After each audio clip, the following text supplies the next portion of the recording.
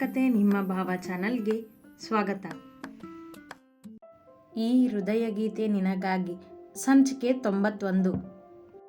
ಶಿವ, ನಾನು ನಿನಗೆ ಒಂದು ವಿಷಯ ಹೇಳಬೇಕಿತ್ತು, ಆದರೆ ನೀನು ಹೇಗೆ ತಗೋತೀಯೋ ಅಂತ ಕೊಂಚ ಭಯದಿಂದಲೇ ಹೇಳಿದ ಕೇಶವ. ಶಿವ ಅವನೆದುರಿಗೆ ಕುಳಿತಿದ್ದ. ಇಬ್ಬರು ಸ್ಟೇಷನ್ನಿನಲ್ಲಿ ಭೇಟಿಯಾಗಿದ್ದರು. ಕೇಶವನೇ ಶಿವನನ್ನು ಹುಡುಕಿ ಬಂದಿದ್ದ. ಹೇಳು ಏನು ಅಂತ, ರಾಗ ಎಳೆಯೋದು ಯಾಕೆ ಎಂದ ಶಿವ ಮೊದಲೇ ಟೆನ್ಷನ್ನಿನಲ್ಲಿದ್ದ. ಅವನಿಗೆ ಆ ಬಾಸ್ ಯಾರೆಂಬುದು ತಿಳಿಯಬೇಕಿತ್ತು. ಕಂಡು ಹಿಡಿ ಎಂದು ಸವಾಲು ಹಾಕಿದ್ದನಲ್ಲವೇ ಅವ. ಅದೇ ಯೋಚನೆಗಳಲ್ಲಿ ಮುಳುಗಿದ್ದ. ಅದು ಇನ್ನೂ ಭಯ ಅವನಿಗೆ ಹೇಳಲು. ಸುಮ್ಮನೆ ಹೇಳು ಕೇಶು, ಗದರಿದ ಒಮ್ಮೆ. ಅದು ಗಂಗಾಧರ್ ಅಂಕಲ್ ನನಗೆ ಗೊತ್ತಿರೋ ಒಬ್ಬರು ಡಾಕ್ಟರ್ನ ಭೇಟಿಯಾಗಿದ್ರು ಇವತ್ತು. ಆ ಡಾಕ್ಟರ್ ನಮ್ಮ ಕೇಸ್ಗಳಲ್ಲಿ ಸಹಾಯ ಮಾಡೋರು, ನನಗೆ ಪರಿಚಯ. ಹೀಗೆ ಯಾವುದೋ ಕೇಸ್ ಬಗ್ಗೆ ಮಾತಾಡೋಕ್ಕೆ ಅವ್ರ ಹತ್ರ ಹೋಗಿದ್ದೆ ನಾನು. ಅಲ್ಲಿ ಅಂಕಲ್ ಇದ್ರು. ಅವ್ರು ಹೋದ್ಮೇಲೆ ನಾನು ಡಾಕ್ಟರ್ ಹತ್ರ ಮಾತಾಡಿದೆ, ಅವ್ರು ಯಾಕೆ ಇಲ್ಲಿಗೆ ಬಂದಿದ್ರು ಅಂತ. ಅದಕ್ಕೆ ಎಂದವ ಮತ್ತೆ ಮಾತು ಅರ್ಧಕ್ಕೆ ನಿಲ್ಲಿಸಿದ. ಏನು ಅಂತ ಕರೆಕ್ಟಾಗಿ ಹೇಳು ಕೇಶು. ಅವನ ಮುಖ ಗಂಭೀರವಾಯಿತು. ನಾನು ಡಾಕ್ಟರ್ ಹತ್ರ ಕೇಳಿದೆ ಅವ್ರು ಯಾಕೆ ಬಂದಿದ್ರು ಅಂತ. ಅದಕ್ಕೆ ಅವ್ರು ಹೇಳಿದರು, ಆ ಮನುಷ್ಯ ಆಗ ನನ್ನನ್ನು ಹೆದರಿಸಿ ನನ್ನ ಬಾಯಿಂದ ಸುಳ್ಳನ್ನು ಹೇಳಿಸಿದ್ದ. ಈಗ ಅದೇ ಸುಳ್ಳು ಅವ್ನ ಕುತ್ತಿಗೆಗೆ ಬಂದಿರಬಹುದು ಅನಿಸುತ್ತೆ. ಅದಕ್ಕೆ ಸತ್ಯ ಹೇಳಿ ಅಂತ ಬಂದಿದ್ದಾನೆ ಅಂತ ಹೇಳಿದರು. ಅದಕ್ಕೆ ನಾನು ಕೇಳಿದೆ ಯಾವ ಸತ್ಯ ಅಂತ. ಏನಂದ್ರು? ಆಶ್ಚರ್ಯದಿಂದಲೇ ಕೇಳಿದ ಶಿವ.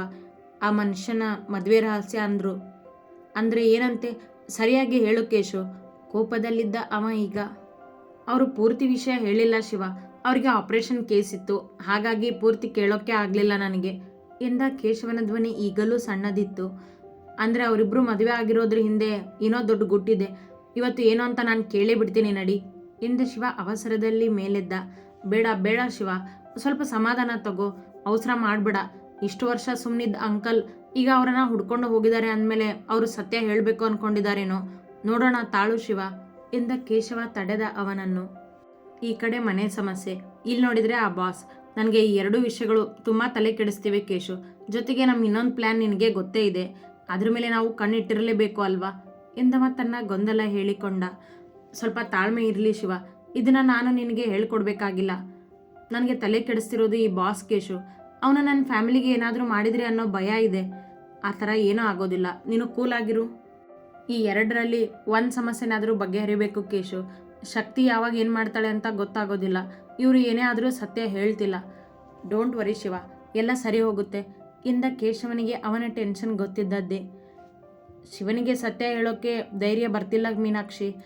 ಶಕ್ತಿಗೆ ಸತ್ಯ ಅವನು ಹೇಳಿದ್ದಾನೆ ಅಂದಮೇಲೆ ಇನ್ನು ನಾವು ಸತ್ಯ ಮುಚ್ಚಿಡೋದು ಒಳ್ಳೆಯದಲ್ಲ ಅಂತ ನನಗೂ ಗೊತ್ತು. ಆದರೆ ಎಂದರು ಗಂಗಾಧರ ಸಂಜೆ ಟೀ ಕುಡಿದು ಕುಳಿತಾಗ. ಮೀನಾಕ್ಷಿಯವರು ಅವರ ಮುಂದೆಯೇ ಕುಳಿತಿದ್ದರು ಕೋಣೆಯಲ್ಲಿ. ನನಗೂ ಶಕ್ತಿಯನ್ನು ಎದುರಿಸೋದಕ್ಕೆ ಆಗ್ತಿಲ್ಲ, ಆದರೆ ಸತ್ಯ ಹೇಳಲೇಬೇಕು ನಾವು. ಇನ್ನೂ ಕಾಯೋದು, ಸತ್ಯ ಮುಚ್ಚಿಡೋದು ಒಳ್ಳೆಯದಲ್ಲ. ನಮಗೂ ವಯಸ್ಸಾಯಿತು. ಶಿವನ ಜೊತೆ ಹೀಗೆ ಮಾತನಾಡದೆ ಸಾಯೋದಕ್ಕೆ ನನಗಿಷ್ಟ ಇಲ್ಲ ಎಂದ ಮೀನಾಕ್ಷಿಯವರ ಕಣ್ಣಲ್ಲಿ ನೀರಿತ್ತು. ನಾನು ನಿರ್ಧಾರ ಮಾಡಿದ್ದೀನಿ ಮೀನಾಕ್ಷಿ, ಸ್ವಲ್ಪ ತಯಾರಿನೂ ಮಾಡ್ಕೊಂಡಿದ್ದೀನಿ, ಆದರೆ ಧೈರ್ಯ ಬೇಕಷ್ಟೇ.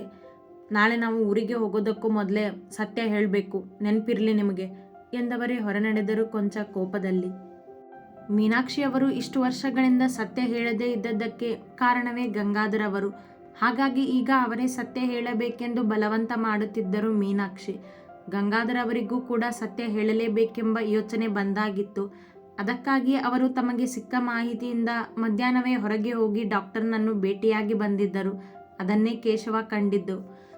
ಶಿವ, ಇವತ್ತು ಮತ್ತೆ ಆ ಅಂಕಲ್ ಸಿಕ್ಕಿದ್ರು ಎನ್ನುತ್ತಾ ಅವನ ಮುಂದೆ ಬಂದು ನಿಂತಳು ಶಕ್ತಿ. ಆಗ ತಾನೇ ಬಂದಿದ್ದ ಶಿವ ಮನೆಗೆ. ತಾನು ಎಲ್ಲರೂ ಮನೆಯಲ್ಲಿರುವುದಕ್ಕೆ ಹೆಚ್ಚಾಗಿ ಆಫೀಸಿಗಾಗಲಿ ಆಸ್ಪತ್ರೆಗಾಗಲಿ ಹೋಗಿರಲಿಲ್ಲ. ಯಾವ ಅಂಕಲ್ ಕೇಳಿದವ ಆಗ ತಾನೇ ಮುಖ ತೊಳೆದು ಬಂದಿದ್ದ. ಅದೇ ನಿನ್ನೆ ಆಕ್ಸಿಡೆಂಟ್ ಆಗೋದ್ರಿಂದ ತಪ್ಪಿಸ್ಕೊಂಡ್ರು ಅಂತ ಹೇಳಿದ್ನಲ್ಲ ಆ ಅಂಕಲ್, ಇವತ್ತು ಆಸ್ಪತ್ರೆ ಮುಂದೆನೇ ಸಿಕ್ಕಿದ್ರು.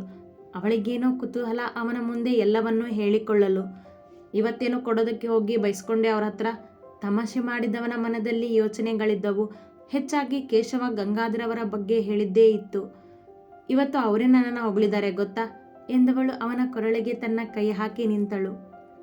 ಹೌದಾ, ಅಂಥದ್ದೇನು ಮಾಡಿದೆ ನೀನು ಎಂದು ಅವ ಕೇಳಿದಾಗ ಆ ವ್ಯಕ್ತಿಗೆ ತನ್ನ ಆಸ್ಪತ್ರೆಯಲ್ಲಿ ತಾನು ಉಚಿತ ಚಿಕಿತ್ಸೆ ಕೊಡಿಸಿದ್ದರ ಬಗ್ಗೆ ಹೇಳಿದಳು.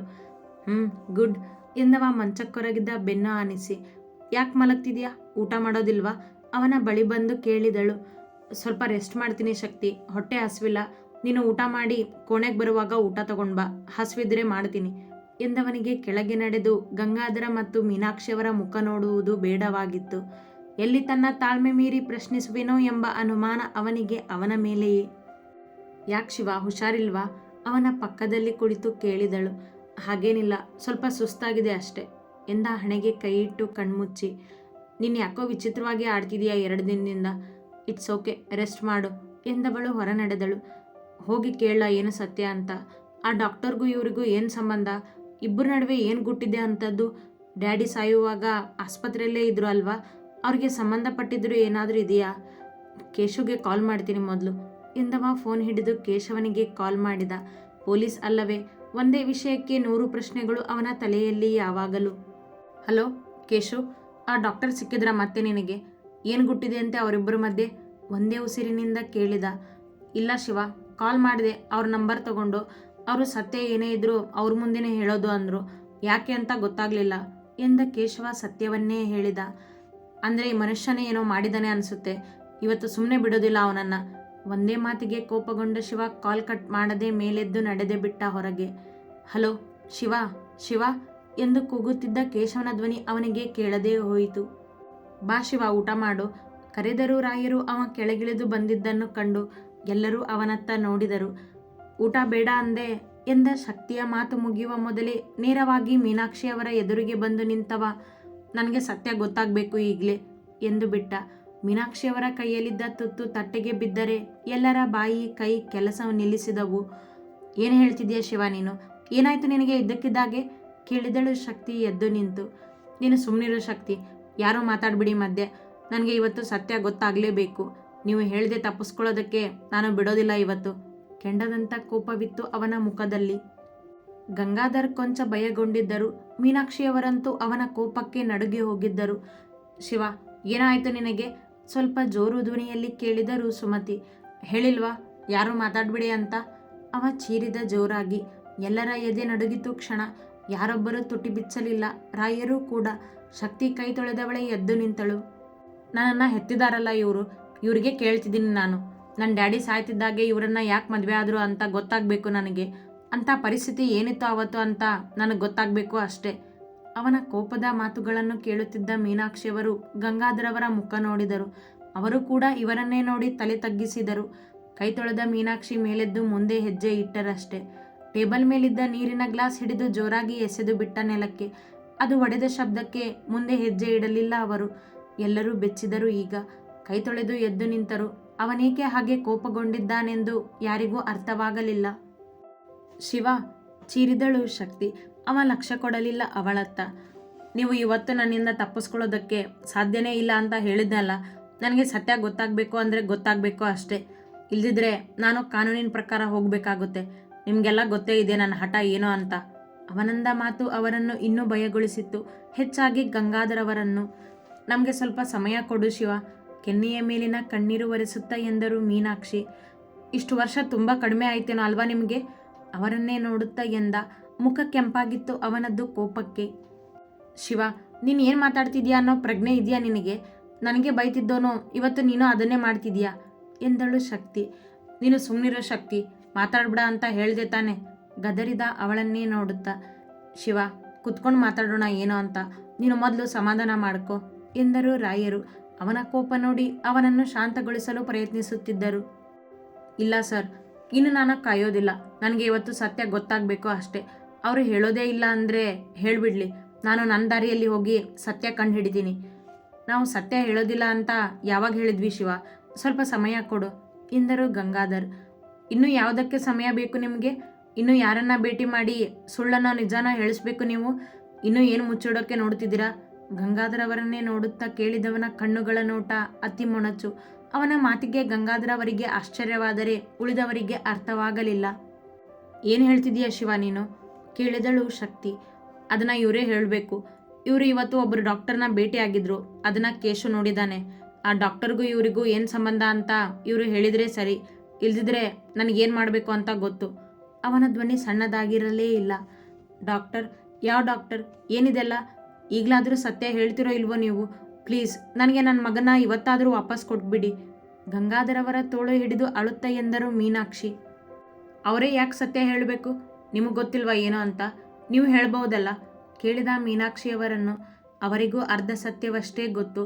ಎಲ್ಲರ ಗಮನ ಅವನ ಕಡೆಯೇ ಇತ್ತು. ಶಿವ ಈಗಲೂ ಕೋಪದಲ್ಲಿಯೇ ಇದ್ದ. ಅವಳು ಸತ್ಯ ಹೇಳಿದಿರೋ ಹಾಗೆ ಅವಳು ಬಾಯಿ ಮುಚ್ಚಿದ್ದು ನಾನೇ ಎಂದ ಗಂಗಾಧರ್ ಅವರಿಗೆ ಸತ್ಯ ಹೇಳದೆ ಬೇರೆ ದಾರಿಯೇ ಇರಲಿಲ್ಲ. ಅವರು ಹೇಳದಿದ್ದರೂ ಶಿವ ಕಂಡು ಹಿಡಿಯುವೆ ಎಂದಿದ್ದನಲ್ಲ. ಎಲ್ಲರೂ ಮೌನವಾಗಿ ನಿಂತರು. ಸತ್ಯ ಯಾರಿಗೂ ಹೇಳ್ಬಿಡ ಅಂತ ನಾನು ರಾಮ್ ಮೇಲೆ ಆಣೆ ಮಾಡಿಸಿದ್ದೆ ಅವಳ ಹತ್ರ ಎಂದರು ಮೀನಾಕ್ಷಿಯವರನ್ನು ನೋಡುತ್ತಾ. ಅವರು ಅಳುತ್ತಿದ್ದರು.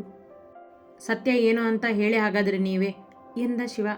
ನಾನು ಸುಳ್ಳು ಹೇಳಿ ಮೀನಾಕ್ಷಿನ ಮದುವೆ ಆಗಿದ್ದೆ ಎಂದರು ತಲೆ ತಗ್ಗಿಸಿ. ಎಲ್ಲರ ಗಮನ ಅವರ ಮೇಲೆಯೇ ಸ್ಥಿರವಾಗಿತ್ತು. ಶಿವನ ಜೊತೆ ಎಲ್ಲರಿಗೂ ಅಚ್ಚರಿಯೇ. ಬಾಗಿಲ ಸದ್ದಾಯಿತು.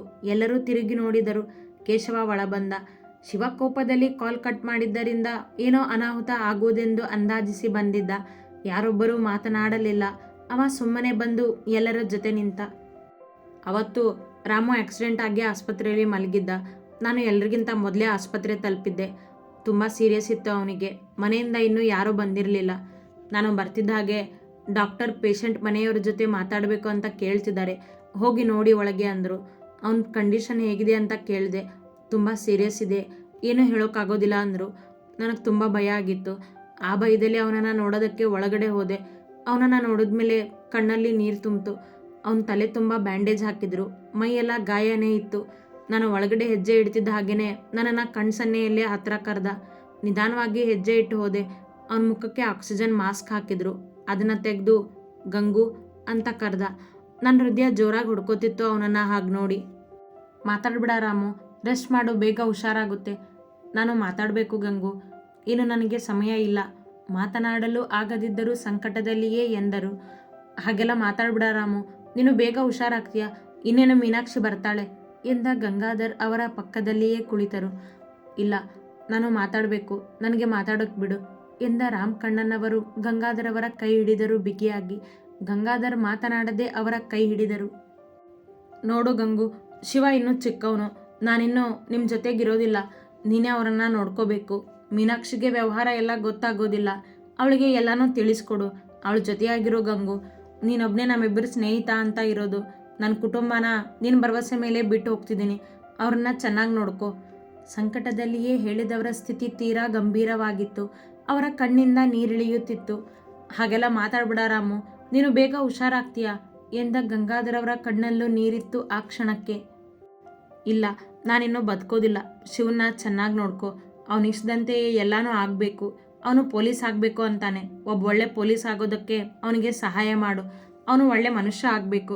ಅವನಿಂದ 4 ಜನಕ್ಕೆ ಸಹಾಯ ಆಗಬೇಕು. ನೀನು ಅನ್ಕೊಂಡ ಹಾಗೇನೆ ಆಗುತ್ತೆ ಎಲ್ಲನೂ. ನೀನು ನೋಡ್ತೀಯ. ಈಗ ರೆಸ್ಟ್ ಮಾಡು ನೀನು ಎಂದ ಗಂಗಾಧರ್ ಅವರು ತೆಗೆದಿದ್ದ ಆಕ್ಸಿಜನ್ ಮಾಸ್ಕನ್ನು ಹಾಕಲು ಕೈ ಮುಂದೆ ಮಾಡಿದರು. ಇಲ್ಲ, ನಾನು ಬದುಕೋದಿಲ್ಲ, ನನಗೆ ಗೊತ್ತು. ಇನ್ನು ಮೀನಾಕ್ಷಿ ಶಿವನ್ನ ನೋಡಿದರೆ ಬೇಗ ಹೋಗ್ತೀನಿ ನಾನು. ಆಗ್ತಿಲ್ಲ ನನಗೆ ಈ ಸಂಕಟ ಎಲ್ಲ ತಡೆಯೋದಕ್ಕೆ ಎಂದವರು ನೋವಲ್ಲಿ ನರಳುತ್ತಿದ್ದರು. ಹಾಗೆಲ್ಲ ಮಾತಾಡ್ಬೇಡ ನೀನು. ರಾಮ್ ಕೂಗುತ್ತಾ ಒಳಬಂದರು ಮೀನಾಕ್ಷಿ. ಅವರ ಅಳು ಯಾರ ಕರುಳನ್ನು ಹಿಂಡುವಂತಿತ್ತು ಆಗ. ಶಿವ ಬಾಗಿಲಲ್ಲಿಯೇ ನಿಂತಿದ್ದ ಹೆದರಿ. ಮೀನಾಕ್ಷಿ ನೋವಲ್ಲಿಯೇ ಕರೆದರು. ಅವರ ಮುಖದ ಮೇಲೆ ಖುಷಿ ಇತ್ತು ಅವರನ್ನು ನೋಡಿದ್ದಕ್ಕೆ. ಬಾಗಿಲಲ್ಲಿ ನಿಂತಿದ್ದ ಶಿವನನ್ನು ನೋಡಿದರು. ಏನಿದೆಲ್ಲ ಎಂದ ಮೀನಾಕ್ಷಿಯವರು ಅಳುತ್ತಾ ಕುಳಿತು ಬಿಟ್ಟರು ಅವರ ಮುಂದೆ. ಮೀನಾಕ್ಷಿ, ಅಳ್ತಾ ಕುತ್ಕೊಳ್ಳೋದಲ್ಲ ಹೀಗೆ. ನೋಡು, ಇನ್ನು ನೀನು ಎಲ್ಲ ಜವಾಬ್ದಾರಿನೂ ತಗೋಬೇಕು. ನಾನು ಗಂಗುಗೆ ಎಲ್ಲನೂ ಹೇಳಿದ್ದೇನೆ. ಅವನು ನಿನಗೆ ಜೊತೆಯಾಗಿರ್ತಾನೆ ಎಂದು ಮುಂದೆ ಮಾತನಾಡುವವರ ಧ್ವನಿ ನಿಂತಿತು. ರೀ ಎಂದ ಮೀನಾಕ್ಷಿಯವರು ಅವರ ಎದೆಯ ಮೇಲೆ ಕೈ ಇಟ್ಟರು. ರಾಮ್ ಅವರ ಕಣ್ಣುಗಳು ಅವರನ್ನೇ ನೋಡುತ್ತಿದ್ದವು ಪ್ರೀತಿಯಿಂದ. ರಾಮ್ ಚೀರಿದರು ಮೀನಾಕ್ಷಿ ಅವರ ಉಸಿರು ನಿಂತಾಗ. ಎಲ್ಲವನ್ನೂ ಹೇಳಿದ ಗಂಗಾಧರ್ ಅವರ ಕಣ್ಣಂಚಲ್ಲಿ ನೀರಿದ್ದರೆ ಮೀನಾಕ್ಷಿಯವರು ಕಣ್ಣನ್ನು ಒರೆಸುತ್ತಲೇ ಇದ್ದರು. ಎಲ್ಲರೂ ಅವರು ಹೇಳುತ್ತಿದ್ದ ಸತ್ಯವನ್ನೇ ಕೇಳುತ್ತಾ ನಿಂತಿದ್ದರು. ಮತ್ತೆ ನೀವು ಅಮ್ಮನ ಮದುವೆ ಆಗೋದಕ್ಕೆ ಕಾರಣ? ಆ ಡಾಕ್ಟರ್ ಹತ್ರ ಏನು ಸತ್ಯ ಹೇಳೋದಕ್ಕೆ ಕೇಳಿದ್ರಿ ಕೇಳಿದ ಶಿವ. ಅವನಿಗೆ ಎಲ್ಲವೂ ಗೊತ್ತಾಗಬೇಕಿತ್ತು. ಅದೇ ನಾನು ಮಾಡಿರೋ ದೊಡ್ಡ ತಪ್ಪು ಶಿವ. ಆ ಸತ್ಯ ಮೀನಾಕ್ಷಿಗೂ ಗೊತ್ತಿಲ್ಲ ಎಂದವರ ಮಾತು ಅಳುತ್ತಾ ನಿಂತಿದ್ದ ಮೀನಾಕ್ಷಿಯವರನ್ನು ಅಚ್ಚರಿಗೊಳಿಸಿತು. ತಕ್ಷಣ ಅವರತ್ತ ನೋಡಿದರು. ನನಗೂ ಗೊತ್ತಿಲ್ಲದಿರೋ ಸತ್ಯ ಯಾವುದು? ಕಣ್ಣೊರೆಸಿ ಕೇಳಿದರು. ನಾನು ನಿನ್ನನ್ನು ಮದುವೆ ಆಗಿದ್ದು. ಅತಿ ಹೆಚ್ಚಿನ ಕಥೆಗಳಿಗಾಗಿ ಹಿಂಬಾಲಿಸಿ ಪ್ರತಿಲಿಪಿ ಆ್ಯಪ್ನಲ್ಲಿ ಪ್ರತಿಮಾ SH ಅವರನ್ನು.